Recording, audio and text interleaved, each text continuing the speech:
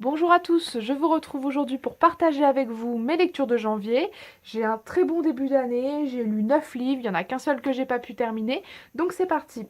Le premier livre que je vous présente, je les ai pas tous sortis, en fait j'ai lu le tome 16, 17 et 18 de Dragon Ball, c'est des volumes doubles, donc ça correspond à deux mangas de la série d'origine.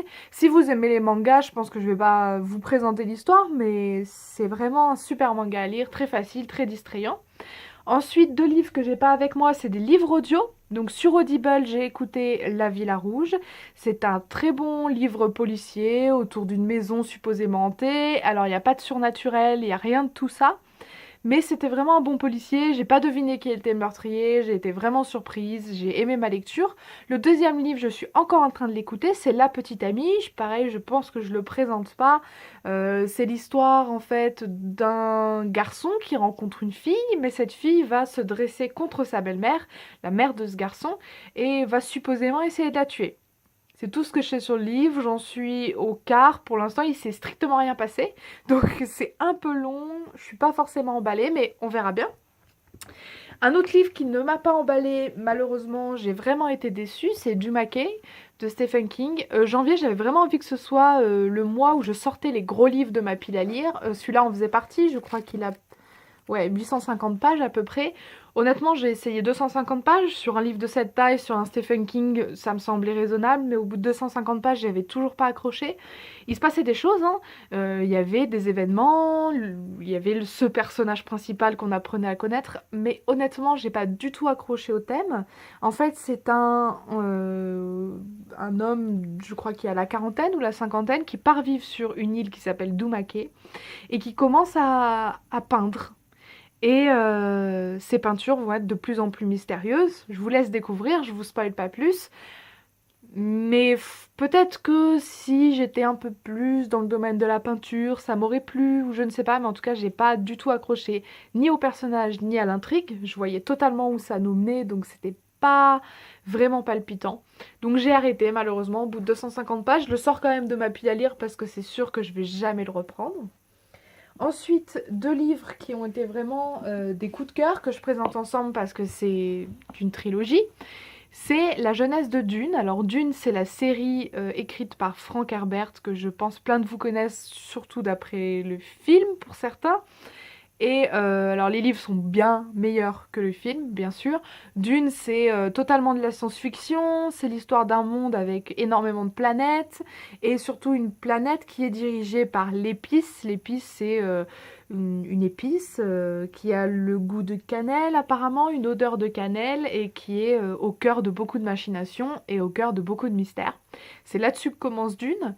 C'est plein de prophéties, voilà, c'est de la bonne science-fiction, un peu dystopique aussi. Et avec ces livres-là, on plonge vraiment dans la dystopie. Dune, la Genèse, la guerre des machines et le djihad bulltérien. Donc c'est le tome 1 et 2. Chacun fait plus de 850 pages. C'est un livre que vous allez lire doucement. L'écriture, elle n'est pas forcément facile, donc vous n'allez pas lire ça aussi vite que les livres policiers, mais ça vaut vraiment le coup parce que vous plongez dans un monde qui est vraiment génial. C'est écrit par le fils de Frank Herbert, puisque Frank Herbert est décédé. C'est écrit par Brian Herbert et Kevin G. Anderson. Je trouve qu'ils ont réussi vraiment à reprendre le style du père Frank Herbert, tout en arrivant à un peu moderniser. Alors il y a certaines modernisations de langage où j'étais un peu déçue, mais peut-être à cause de la traduction, puisque je les ai lus en français et que c'est écrit en anglais. Mais sinon, j'ai beaucoup aimé. En gros, pour la guerre des machines, vous pensez à Terminator, mythe Star Wars, et vous avez la guerre des machines. Mythe Dune, bien sûr, vous avez la base de Dune, mais c'était surtout voilà une histoire de guerre des machines, véritablement, de guerre des machines contre les humains, de guerre de machines entre elles. C'est super prenant, c'est comme avoir Terminator sur 1600 pages, et ça, pour ceux qui aiment Terminator, vous allez adorer. C'est voilà, c'est tout ce qu'on aime sur les machines qui se rebellent, sur la science-fiction, donc je vous conseille vraiment. Là, au mois de février, je compte lire le tome 3, bien sûr, et continuer dans les préquels, mais par contre, si vous souhaitez lire ce genre de genèse, je pense que vous pouvez lire, mais c'est vraiment dommage de ne pas lire Dune avant, parce que vraiment le but c'est que vous ayez lu Dune avant, et que vous compreniez toutes les références qu'il y a dans les genèses. Voilà, c'est vraiment 2 lectures 5 sur 5, j'étais super contente. J'ai réussi à lire ces 2 gros pavés dans le mois en lisant plein d'autres livres à côté, donc vraiment je regrette pas. Un autre coup de cœur, mais là vraiment immense coup de cœur, parce que c'était une totale découverte aussi. D'une, je les connais depuis très longtemps. Euh, Ernest Cline, Player One, je pense qu'il y en a plein qui ont entendu parler. Le nom en anglais c'est Ready Player One, c'était sur le Booktube absolument partout. Je l'ai depuis très longtemps et j'avais vraiment hésité à le lire. En fait, c'est l'histoire en gros d'un jeune homme qui se rend tous les jours dans l'Oasis. L'Oasis, c'est un monde virtuel où tout le monde évolue. Vous pensez un peu à Clone avec Bruce Willis, le film, un peu le même principe. Et bah bien sûr, c'est une dystopie, donc il y a des choses qui vont mal se passer. Il est à la recherche de l'œuf. L'œuf, c'est un trésor caché qui est caché dans le jeu et qui permettrait de remporter des milliards et des milliards d'euros. De dollars en tout cas. Ce livre-là, je m'attendais à ce que ça me plaise, mais j'avais peur d'être déçue parce qu'il y a eu beaucoup de bruit autour de ce livre. Et bah, je vous conseille vraiment de foncer. Si vous aimez les années 80, si vous aimez les séries, si vous aimez les films, si vous aimez les jeux vidéo, si vous aimez les bonnes dystopies, je vous conseille de foncer. Il y a le film qui sort dans pas très longtemps que je compte bien aller voir. Et vraiment, c'est juste un super livre. C'est très bien écrit, c'est très facile à comprendre. Vous allez être plongé dans un monde vraiment palpitant.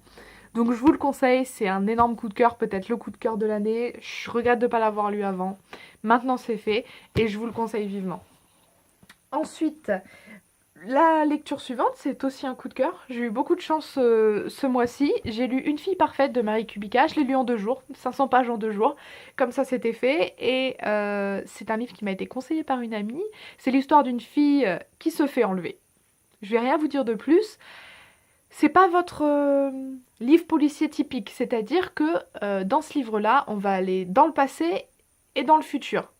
Et on va remonter au fur et à mesure du passé vers le futur, si vous comprenez ce que je veux dire, d'un chapitre à l'autre, en fait, on va avoir des clés qui vont nous aider à comprendre le futur que l'on lit. Et c'est vraiment très bien manié, parce que l'histoire en elle-même, si elle avait été racontée chronologiquement, ça aurait été un petit peu ennuyeux peut-être, ou en tout cas typique. Pour ceux qui ont l'habitude de lire des policiers, vous auriez deviné la fin. Là, c'est vraiment prenant, ça prend au trip, on est à fond, on veut savoir ce qui s'est passé, on veut savoir comment ça s'est passé, et on veut savoir pourquoi. Et, et franchement, je n'ai pas été déçue. J'avais deviné un élément, pour rien vous mentir, mais ça m'empêche pas de lui mettre un 5 sur 5, ça m'empêche pas d'être super contente d'avoir découvert ce livre, et surtout, ça m'empêche pas de lire actuellement L'inconnu du quai de Marie Kubica. Donc, Une fille parfaite, c'était le premier tome, L'inconnu du quai, c'est le deuxième tome. Non, pas un deuxième tome, le deuxième livre en fait de l'auteur.